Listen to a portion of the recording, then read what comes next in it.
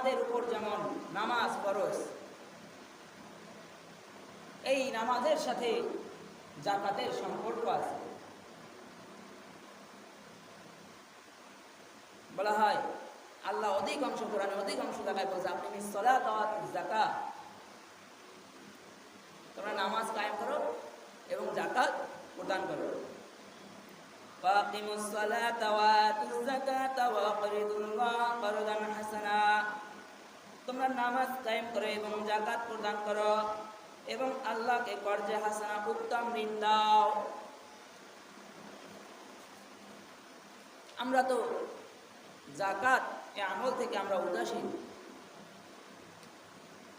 বলা হয়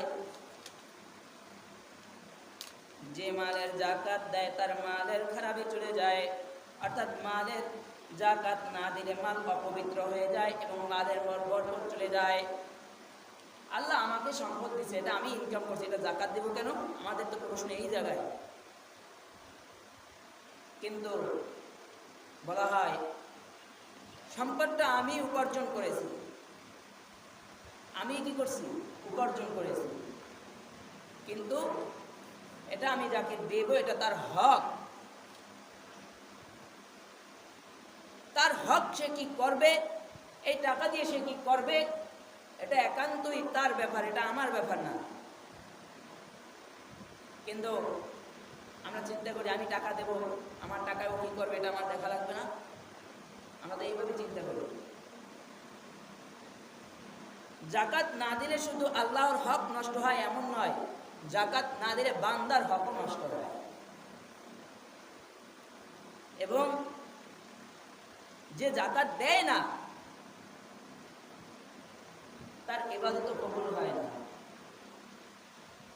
এবং যত টাকা বা যেই পরিমাণ অঙ্ক আপনার উপরে যাকাত ফরজ হয়েছে ওই পরিমাণ সব যাকাত দিতে হবে। একটা টাকা যদি আপনার অন্য কোনো সম্পদের সাথে মিলে যায় তাহলে আপনার পুরা সম্পদ হারাম হয়ে যাবে।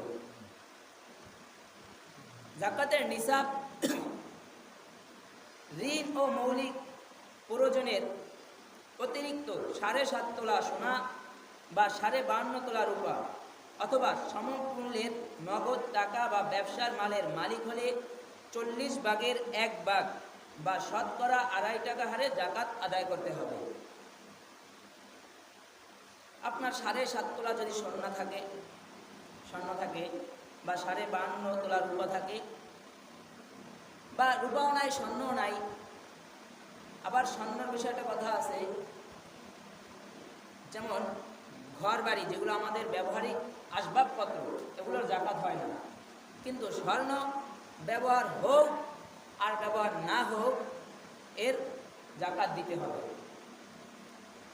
আর যদি কারো কাছে 7.5 তোলা স্বর্ণই থাকে বা 52.5 তোলা রূপা থাকে, এছাড়া বাকি অন্য কোনো নগদ ক্যাশ নাই, তাহলে সে প্রয়োজনে ওখান থেকে 40 ভাগের 1 ভাগ বিক্রি করে হলেও তার ওইখান থেকে যাকাত দিতে হবে।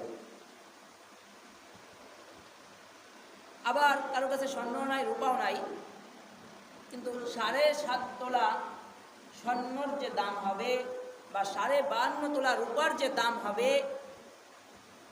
যে দাম হবে এই পরিমাণ অর্থ তার কাছে আছে এবং এটার 1 বছর বয়স হতে হবে। বলতে হবে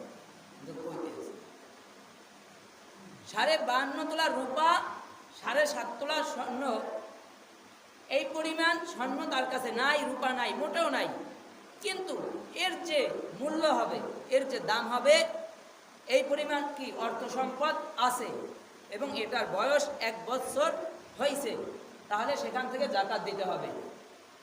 যদিও মনে করেন কেউ অর্থ সম্পদ দিয়ে বিক্রি করতে, দেখা যায় বছরের মাঝখানে ব্যবসায় লস হয়ে কিছু সম্পদ কমেছিল, কিন্তু আপনার আরবি মাসের হিসাব করতে হবে, ইংরেজি মাসও না বাংলা মাসও না, আরবি মাসের হিসাব। ধরেন আপনি এই 7.5 তোলা স্বর্ণের মালিক হয়েছেন মহরম মাসে, তাহলে আপনার ঈদা মহরম মাসে ওইটার হিসাব করে তারপরে যাকাত দিতে হবে। বা আপনি এই পরিমাণ সম্পদের মালিক হয়েছেন রমজান মাসে, মাঝখানে অন্যান্য মাসে যেমন সফর মাস আছে, রবিউল আউয়াল মাস আছে, এই সময় আপনি ব্যবসায় লস হয়ে তারপরে আপনার সম্পদ কিছু কমেছিল, কিন্তু আবার রমজান আসতেই আপনি সেই পরিপূর্ণ সম্পদের মালিক হয়েছেন, তাহলে আপনার উপর জাকাত ফরজ হবে, আরবি মাস হিসেবে ধরতে হবে। এবং যার উপরে জাকাত ওয়াজিব, সাবালক সজ্ঞান মুসলমান নিসাব পরিমাণ মালের মালিক হওয়ার পর আরবি মাস হিসেবে 1 বছর অতিবাহিত হলে তার উপর জাকাত ওয়াজিব। একই পরিবারে একাধিক ব্যক্তি থাকলে যার যার জাকাত তার উপরেই ওয়াজিব। যে স্ত্রীর জাকাত আমি দিয়ে দিই তাইলে হবে না, আপনি আপনারটা দেন, তারপরে আপনি যদি তারপর আরেকজনেরটা দেন তাহলে সমস্যা নাই, মানে আপনি আরেকজনেরটা দিলে তাহলে তারটা আদায় হবে না। কিন্তু যদি আপনাকে বলে হ্যাঁ আমারটা দিয়ে দেন, আমি আপনাকে দিয়ে দেব, তাহলে দিতে পারবেন। তারপরে আমি একজনের কাছে টাকা পাই, আমি এই পরিমাণ টাকা পাই, সেটা দিয়ে আমি জাকাত দিতে পারবো, তাহলে কি করি আমরা? অনেক সময় কি করি, ঠিক আছে তোমার কাছে তো আমি টাকা পাই, তুমি এইটা জাকাত হিসেবে নিয়ে নাও, তাহলে জাকাত আদায় হবে না, বরং আপনার কাছে থাকা সম্পদ থেকে তাকে জাকাত দিয়ে, আপনার কাছে থাকা সম্পদ তাকে জাকাত দিয়ে তারপর বলতে হবে ভাই আমি যে তোমার কাছে ঋণ ছিলাম, আমি যে তোমার কাছে টাকা পাইতাম, তুমি আমার ঋণ পরিশোধ করো, এটা বলা যেতে পারে। কিন্তু এইটা করা যাবে না যে আমি অমুকের কাছে টাকা পাই, তো তোমার কাছে আমি 10,000 টাকা পাই, 10,000 টাকা তোমাকে জাকাত হিসেবে দিলাম, তাহলে জাকাত আদায় হবে না, কারণ এই টাকা আপনি হাত থেকে দেন নাই, এবং যখন দিয়েছিলেন তখন জাকাতের কথা বলে দেন নাই, কারণ তাকে তখন ধার দিয়েছিলেন। একই পরিবারে যদি স্বামীর উপর জাকাত ফরজ হয় তাহলে স্বামীর জাকাত আলাদা, যদি স্ত্রীর উপর জাকাত ফরজ হয় তাহলে স্ত্রীর জাকাত আলাদা, যদি সন্তানের উপর জাকাত ফরজ হয় তাহলে সন্তানের জাকাত আলাদা, যদি পিতা মাতার উপর জাকাত ফরজ হয় তাহলে পিতা মাতার জাকাতও আলাদা।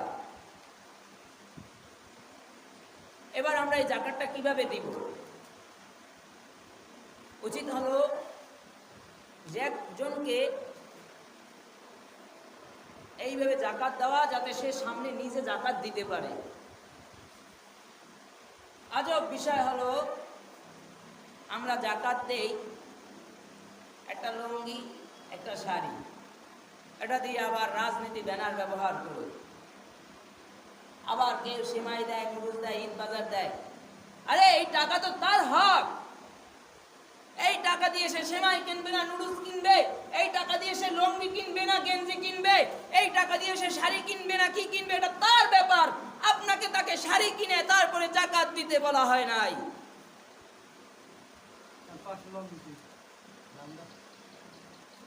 এই জন্য যার আপনি যাকে জাকাত দিবেন, বা এরকম হতে পারে যে আপনার উপর 1 লাখ টাকা জাকাত হয়েছে,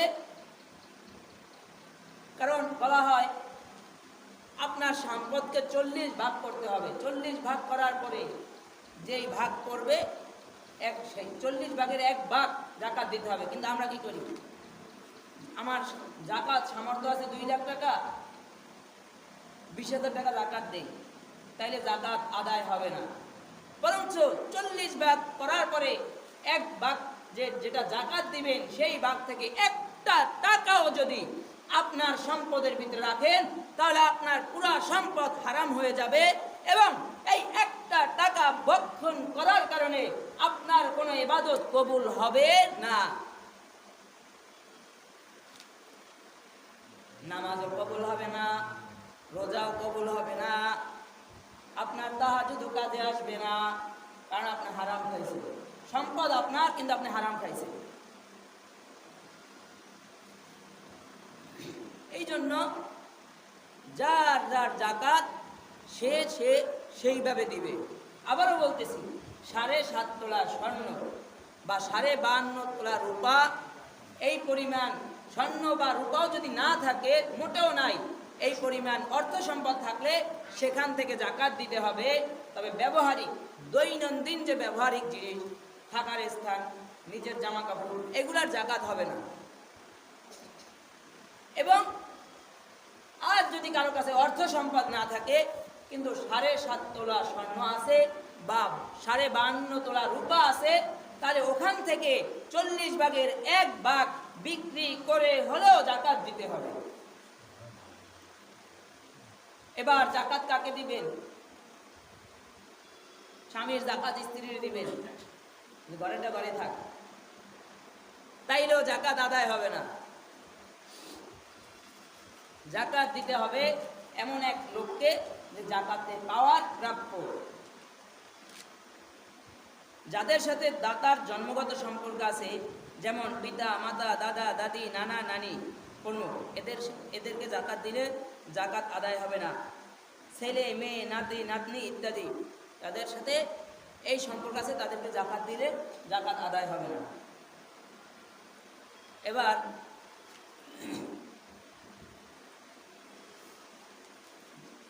রাস্তায় অনেক ফকির আছে, মানে ওদের পেশা হয়ে গেছে ভিক্ষা করা। যদি ভালো মতো গার্ডেন, তাহলে এমনও মানে ফকির আছে যে খয়রাত করে, এদের উপরেও জাকাত ফরজ হয়েছে, এরকম খুঁজতে পাওয়া যাবে। আমাকে একবার একজন লোক বলছে বরিশাল মহকুল্লাবাদে এক ভিক্ষুককে 5 টাকা দান করছে। তো সে সাথে সাথে বলতেছে, এই আপনারা 5 টাকা দান করেন কোন হিসাবে? ভিক্ষা করতেছে, অথচ বলতেছে আপনি আমাকে 5 টাকা দান করেন কোন হিসাবে? আমার ব্যাংকে লাখ লাখ টাকা পড়ে আছে আর আপনি আমার 5 টাকা ভিক্ষা দেন। তো একটা হইলো অভাবে পড়ে ভিক্ষা করে, আর হইলো কোনো এক সময় কোনো কারণে হাত পাচ্ছে, তো এবার আল্লাহ সম্পদ দিছে কিন্তু এর হাত পাতার অভ্যাস আর যায় নাই, করতেছে করতেই আছে। এই জন্য নিজেদের ভালো মতো খোঁজ নিয়ে দেখা, কারণ অনেক মানুষ আছে হাত পাততে পারে না আপনার কাছে, কিন্তু সে জাকাত পাওয়ার প্রাপ্য। সে অনেক ঋণগ্রস্ত আছে, সে অনেক অভাব অনটনে আছে। আপনি তাকে যদি কিছু জাকাত, আপনার জাকাতের অংশ দেন, তাহলে তার কিছু উপকার হলো। টাকাই দিতে হবে যে না আমি এইগুলো আপনার জন্য ঈদ বাজার নিয়ে আসছি, সে টাকাটা তো অন্য কাজে লাগবে তার, না আপনি তো ঈদ বাজার নিয়েছেন, তাইলে তার কি উপকার হইল? তার টাকা দিয়ে সে ঈদ বাজার করবে না রমজান বাজার করবে না কি বাজার করবে, এটা একান্তই তার ব্যাপার। এরপরে আমরা আরেকটা যেটা করি, মাদ্রাসায় অনেক এতিম অসহায় ছাত্র থাকে, এদেরকে জাকাত দেওয়া যাবে, মাদ্রাসায় লিল্লা বোর্ডিংয়ে জাকাত দেওয়া যাবে। কিন্তু আমরা যেটা করি, আমাদের ভুলটা হলো এই জায়গায়, আমি মাদ্রাসায় টাকা দিব, এখন আমি আরে আপনি দিছেন, মাদ্রাসার হুজুর যদি ওখানে ভালোভাবে ব্যবহার না করে সেজন্য সে দায়ী, কিন্তু আপনাকে তদারকি করতে পায় নাই, মানে তদারকি করে কি নিজেতেই খায়। যেখানে কি বলা হয়েছে, 1 টাকা খাইলেও কি আপনার সম্পদ হারাম হয়ে যাবে। আমি এই জাকাতের টাকা দিছি, এখানে খাওয়ার আয়োজন করবেন, আমিও থাকবো, তার মানে আপনি এই জাকাতের টাকা খাইতে আছেন আপনার নিজের, এই যে খাইছেন হারাম খাইছেন। গেছেন তো তদারকি করতে যে হুজুরের ছাত্রের সাথে আসলেই আমার জাকাতের টাকাটা সঠিকভাবে ব্যয় করতেছে কিনা, এই তদারকি করতে গেছেন। বহুত মাদ্রাসা আছে, বহুত মাদ্রাসা কি যত মাদ্রাসার বারান্দায় পা রাখবেন, প্রত্যেকটা মাদ্রাসায় ধরতে গেলে 50টার ভিতরে 40টার উপরে মাদ্রাসা বাইরে হইবে যে এরা ঋণগ্রস্ত আছে। অথচ আপনি দিয়েছেন জাকাত, সে তার ঋণ পরিশোধ করতে পারলো না, তাহলে লাভ কি হইল? মাদ্রাসায় দিবেন, আবার এরকম হয় যে আমি যাকে জাকাত দিছি সে জাকাত পাওয়ার প্রাপ্য না, যে জাকাত পাওয়ার প্রাপ্য না তাকে জাকাত দিছি, কিন্তু আমি জানতাম না। যদি আমি না জেনে দেই যে জাকাত পাওয়ার প্রাপ্য না, এটা আমি জানি না, কিন্তু তাকে আমি জাকাত দিছি, তাহলে আমার জাকাত আদায় হয়ে যাবে, কিন্তু যে গ্রহণ করছে তার উচিত হবে এটা সাথে সাথে অন্য কাউকে দিয়ে দেওয়া, যে প্রাপ্য তাকে দিয়ে দেওয়া। কিন্তু আমি মুক্ত হয়ে গেছি, কারণ আমি না জেনে দিছি। কিন্তু আমরা চিন্তা করি অমুকে আমাকে ভোট দিছিল, তা আরো 5টা ভোট কালেকশন করে দেয়, সে আমার জাকাতটাই পায়। জাকাত যার অধিকার তাকে দেই, আবার আমরা ভোটেরও বেচা কিনা করি, হয় না এরকমের? আবার এই বাংলাদেশে এমনও দৃশ্য দেখা গেছে যে আমি আমার জাকাতের মাল আনতে গিয়েও আমি নেতার হাতে মার খেয়েছি। কারণ গরম রৌদ্রের ভিতরে দাঁড়ায় রয়েছে রোজা রেখে, যখন একটু উচ্ছৃঙ্খল হয়ে গেছে নেতা থাপড় দিছে, এই ইতিহাস আছে। বরঞ্চ যার হক তাকে ঠিক মতো দেন তো নাই, আবার তার উপরে আপনি জুলুম করেছেন। এই জাকাত আপনি আয় করছেন, আপনি ইনকাম করছেন, আপনার কষ্টের করা ইনকাম, কিন্তু এটা আর আপনার নয়, এটা তার হক। এটা তাকে আপনি বুঝিয়ে দিবেন। এটা দিয়ে সে শাড়ি কিনবে না লুঙ্গি কিনবে না পাঞ্জাবি কিনবে না জায়নামাজ কিনবে না সে দান করবে না সে কি করবে, চাউল কিনবে না ডালু কিনবে, এটা একান্তই তার ব্যাপার। এখানে আর আপনার কোনো হক নাই, এখানে আর আপনার কোনো মাতবাড়ি নাই। এই জন্য আল্লাহ তাআলা আমাদেরকে সঠিকভাবে জাকাত আদায় করার তৌফিক দান করুন, বলুন আমিন।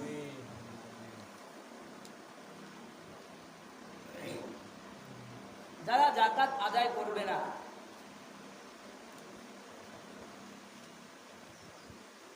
এই যেমন জাকাতের কথা বলছি, আল্লাহ রাসূল সাল্লাল্লাহু আলাইহি ওয়াসাল্লাম এভাবে বয়ান করছেন, সাহাবায়ে কেরাম শুনছেন, দূর থেকে এক ইহুদি মহিলাও শুনছে।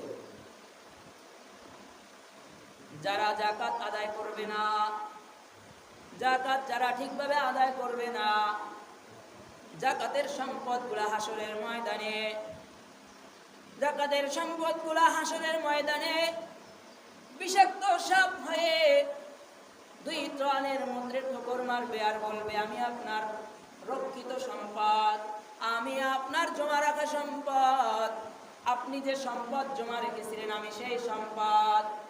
এমন বিষাক্ত সাপ, এত বিষাক্ত সাপ, হাদিস বলে সাপের মাথা টাকু হবে। টাকু হওয়ার কারণ হলো সাপটার মাথা এই জন্য টাকু হবে যে সাপটা এত বিষাক্ত যে নিজের মাথায় চুল থাকবে না। এই সাপ আপনাকে দর্শন করবে আর বলবে, আমি তোমার সেই সম্পদ, তুমি যেই সম্পদ জমা রেখেছিলে। এই যেমন জাকাতের আলোচনা করতেছি, আপনারা শুনতেছেন, আল্লাহ রাসূল সাল্লাল্লাহু আলাইহি ওয়াসাল্লাম, মুহাম্মাদুর রাসূলুল্লাহ সাল্লাল্লাহু আলাইহি ওয়াসাল্লাম সাহাবায়ে কেরাম রাদিয়াল্লাহু তাআলা আনহুকেও যাকাতের বয়ান করতেছিলেন। দূর থেকে এক ইহুদি মহিলা শুনছে, দূর থেকে মহিলা শুনছে মুহাম্মাদুর রাসূলুল্লাহ সাল্লাল্লাহু আলাইহি ওয়াসাল্লাম বলছেন যে জাকাত আদায় করলে 40 ভাগের 1 ভাগ যখন দান করা হয়, জাকাত দেওয়া হয়, তখন তার মালের জিম্মাদারি স্বয়ং আল্লাহ পাহারা দেয়। আর যে মালের জাকাত দেয় না, সে মাল ডাকাতি হয়, সেই মালে আগুন লাগে, সেই মাল চুরি করে হয়, সেই মালের বরকত নষ্ট হয়ে যায়। সেই মাল যদি চুরিও না হয়, ডাকাতিও না হয়, সেই মালের ভিতর যদি আগুনও না লাগে, সে মালের বরকত এমন ভাবে কমে যায় যে সে মাল কিভাবে ব্যয় হইতেছে তার কাছে হিসাব থাকে না। ইহুদি মহিলা বয়ান শুনছে দূর থেকে। ইহুদি মহিলা তার সম্পদের 40 ভাগ করে 1 ভাগ সম্পদ যখন জাকাত দিছে, ইহুদি মহিলাকে জিজ্ঞাসা করা হইতেছে, এ মহিলা, তুমি জাকাত দিলা, তুমি যে জাকাত দিছো তুমি কি মুসলমান হইছো? তখন ইহুদি মহিলা বলে, না আমি মুসলমান হই নাই। মুসলমানরা বলে, তাইলে জাকাত দিলা কেন? কেন জাকাত দিলা? তখন মহিলা বলতেছে, মুহাম্মাদুর রাসূলুল্লাহ সাল্লাল্লাহু আলাইহি ওয়াসাল্লাম বলছে, জাকাত দিলে যিনি জাকাত দেবে সম্পদগুলা তার আল্লাহ নাকি পাহারা দেয়, তার মালের চুরি হয় না, তার মালের ডাকাতি হয় না, তার মালের কোনো ক্ষতি হয় না। এই কথা মুহাম্মাদুর রাসূলুল্লাহ সাল্লাল্লাহু আলাইহি ওয়াসাল্লাম বলছে। এই জন্য আমি জাকাত দিছি, কারণ আমি জানি মুহাম্মাদুর রাসূলুল্লাহ সাল্লাল্লাহু আলাইহি ওয়াসাল্লাম মিথ্যা কথা বলে না। ইহুদি মহিলার ভিতর কত বিশ্বাস যে মুহাম্মাদুর রাসূলুল্লাহ সাল্লাল্লাহু আলাইহি ওয়াসাল্লাম মিথ্যা কথা বলে না। আবু সুফিয়ান যখন মুসলমান হয় নাই, এক বাদশার কাছে গেছে, যাই বলতেছে এক্সের ফিতনা সৃষ্টি করে মুহাম্মদুর রাসূলুল্লাহ, সে অন্য ধর্মের লোক, সে মূর্তি পূজা করতে দেয় না, সে এক্সের উচ্ছৃঙ্খল সৃষ্টি করে। তখন সে বাদশা তাকে জিজ্ঞেস করে যে সে কি মিথ্যা কথা বলে? আবু সুফিয়ান মুসলমান হওয়ার পরে বলে, মনটায় চাইছিল যে বলি, হ্যাঁ মুহাম্মদুর রাসূলুল্লাহ মিথ্যা কথা বলে, কিন্তু বলি নাই, কারণ আমার সামনে যারা আছে তারাও জানে মুহাম্মদুর রাসূলুল্লাহ সাল্লাল্লাহু আলাইহি সাল্লাম জন্মের পর থেকে আজ পর্যন্ত কোনো সময় মিথ্যা কথা বলে নাই। এই জন্য আমি আবু সুফিয়ান আর ওই সময় বলতে পারি নাই যে হে মুহাম্মদুর রাসূলুল্লাহ মিথ্যা কথা বলে, এই কথা আমি বলতে পারি নাই। আবু সুফিয়ান বলতেছে, না না, সে তো জন্মের পর থেকে আজ পর্যন্ত কোনো সময় মিথ্যা কথা বলে নাই। আর আজ আমরা মুসলমানরা মুহাম্মদুর রাসূলুল্লাহ সাল্লাল্লাহু আলাইহি ওয়াসাল্লামের ভুল ধরি না? মুহাম্মদুর রাসূলুল্লাহ সাল্লাল্লাহু আলাইহি ওয়াসাল্লামকে গালি দেই, অথচ ইহুদি মহিলার ভিতরে বিশ্বাস। আশরাফ আলী থানভী রাহমাতুল্লাহ আলাইহি বলে, কেউ যদি মিথ্যা বলা ছেড়ে দিতে পারে, সে যদি কাফেরও হয়, তাকে আল্লাহ মৃত্যুর আগে হইলেও ঈমান দিয়ে দিবে।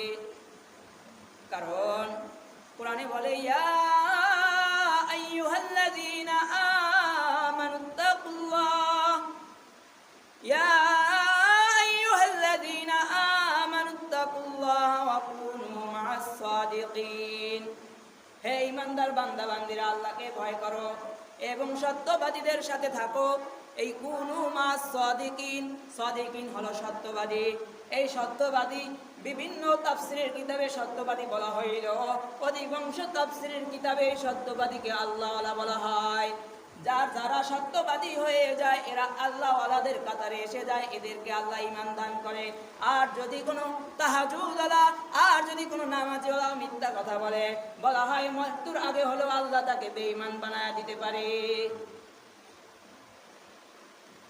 এলাকায় কিছু বদমাইশ মানে মানুষ থাকে না, এদের কাজই থাকে কেমনে মিথ্যা কথা বলবে, কেমনে জুয়া খেলবে, কেমনে জেনা করবে, এদের চিন্তাই থাকে এইভাবে। নোমান বিন সাবিত ইমামে আযম আবু হানিফা রাহমাতুল্লাহ আলাইহি বুখারীর দর্শ দিতেছে, ওইভাবে একটা গুনাহগার, গাঞ্জাখোর, জেনাখোর, মানে এক নাম্বার বদমাইশ। এ যাই বলতেছে, এই নোমান, আপনি তো জামানার ইমাম, আমি আপনার বন্ধু, আমাকে ফ্রেন্ড করেন, ফ্রেন্ড বানান। ইমামে আযম আবু হানিফা রাহমাতুল্লাহ আলাইহি বলে, যার তার সাথে বন্ধুত্ব হয় না। আমার সাথে যদি বন্ধুত্ব করতে চাও তাইলে তোমার সব গুনাহ ছাড়তে হবে, তাইলে তোমার জেনার গুনাহ ছাড়তে হবে, তাইলে তোমার চুরি করার গুনাহ ছাড়তে হবে, তাইলে তোমার অন্যের হক নষ্ট করার গুনাহ ছাড়তে হবে, তাইলে তোমার জুলুম করার গুনাহ ছাড়তে হবে। যদি সব ধরনের গুনাহ ছাড়তে পারো তাইলে আমি ইমাম আবু হানিফার বন্ধু হতে পারো।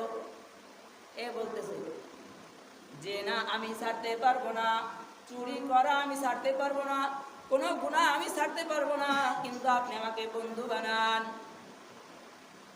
তখন ইমামে আযম আবু হানিফা রাহমাতুল্লাহ আলাইহি বলে, কোনো গুনাহ তোমার ছাড়া লাগবে না, কিন্তু আমাকে বন্ধু বানাইতে হলে একটা গুনাহ ছাড়া লাগবে।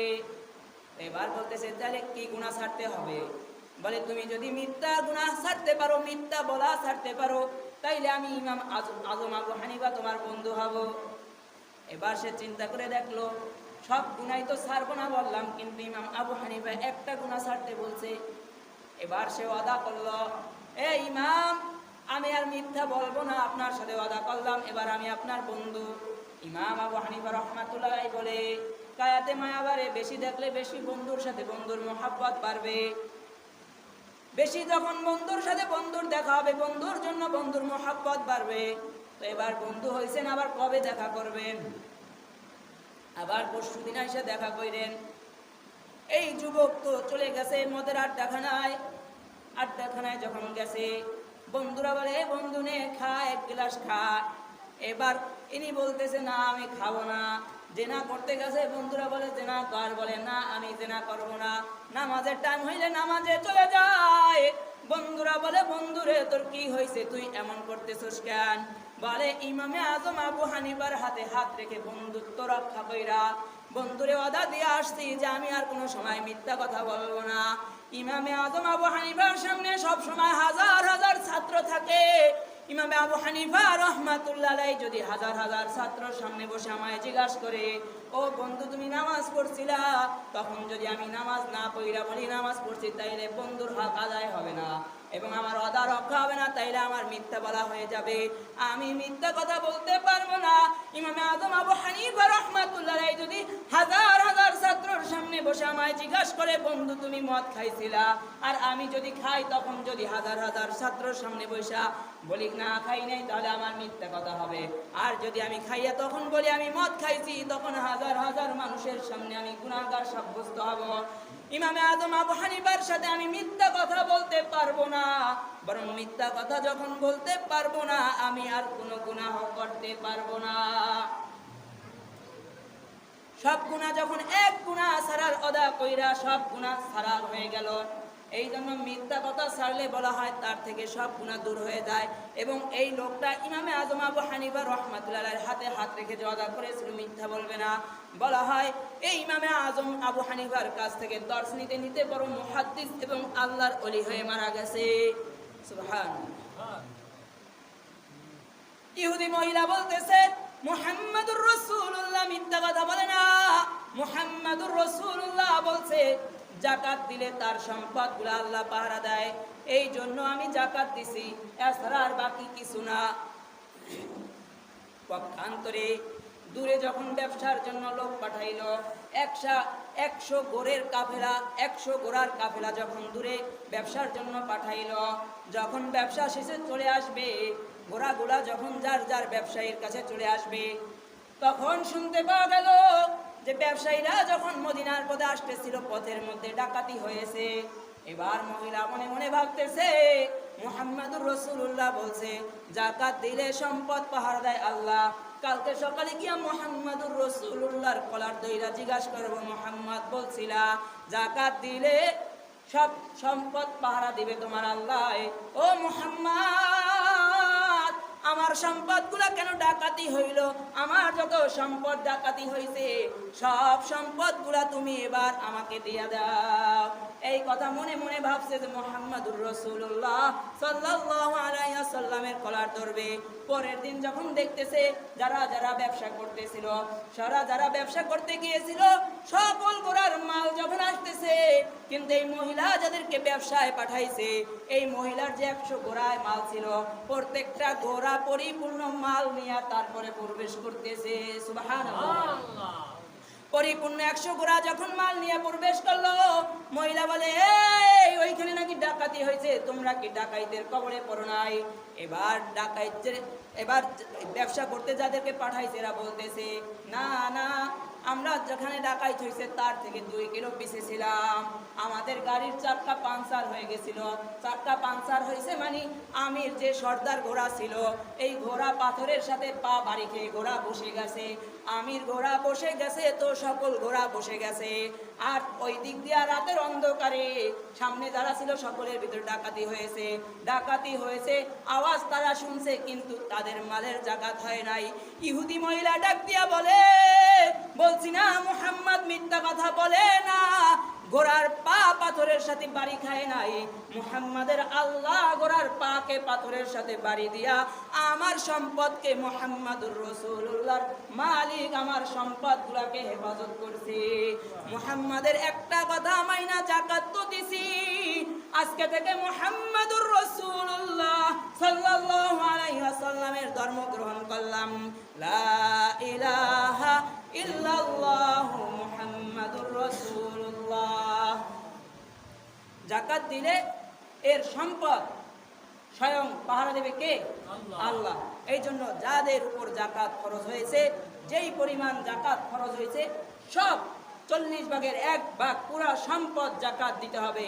একটা টাকাও যদি কেউ গ্রহণ করে, একটা টাকাও যদি নিজে খায় ওই 1 ভাগ থেকে, তাহলে তার পুরা সম্পদ হারাম হয়ে যাবে, তার নামাজ কবুল হবে না, তার রোজা কবুল হবে না, তার হজ কবুল হবে না, তার কোনো ইবাদত কবুল হবে না। এই জন্য পরিপূর্ণভাবে যেন আমরা যাকাত আদায় করতে পারি, আল্লাহ যেন আমাদেরকে সেই তৌফিক দান করে, বলেন আমিন।